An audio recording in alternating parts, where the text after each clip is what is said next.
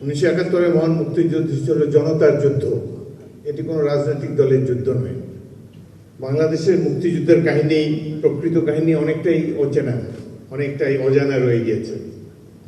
কারণ স্বাধীনতার অব্যবহিত পরে যারা রাষ্ট্র ক্ষমতায় এসেছে তারা চাননি যে বাংলাদেশের প্রকৃত চিত্র, স্বাধীনতা যুদ্ধের প্রকৃত চিত্র সাধারণ মানুষ জেনে ফেলুক, এটা তারা অনেকেই চাননি। এই জন্য স্বাধীনতা যুদ্ধের অনেক কাহিনী আজও জনগণের কাছে অনেক অচেনা হয়ে রয়েছে। আমাদের মিথ্যা কথা বলারও কোনো প্রয়োজন নেই, কাউকে কোনো অযাচিত কৃতিত্ব দেওয়ার প্রয়োজন নেই। আমরা ইতিহাসটা সঠিকভাবে লিখিত হোক, এটাই আমরা চাই।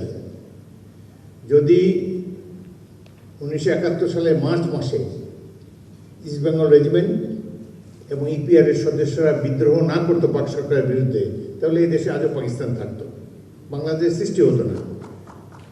বাংলাদেশ আপনারা এই দেশের সাধারণ মানুষ সৃষ্টি করেছে।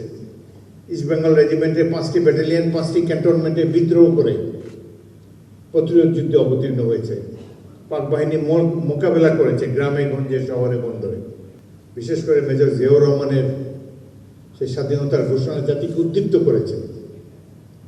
তিনি জনাব শেখ মুজিবুর রহমানের পক্ষেও ঘোষণা দিয়েছেন, যাতে আমরা তো কোনো কৃতিত্বের জন্য যুদ্ধ করিনি, আমরা আক্রান্ত ছিলাম। আমাদের মা বোনের ইজ্জত নিয়ে ছিনিমিনি খেলার চেষ্টা করেছে, সেই জন্যই আমরা বাধ্য হয়েছি অস্ত্র হাতে নিয়ে সংগ্রামে অবতীর্ণ হওয়ার জন্য।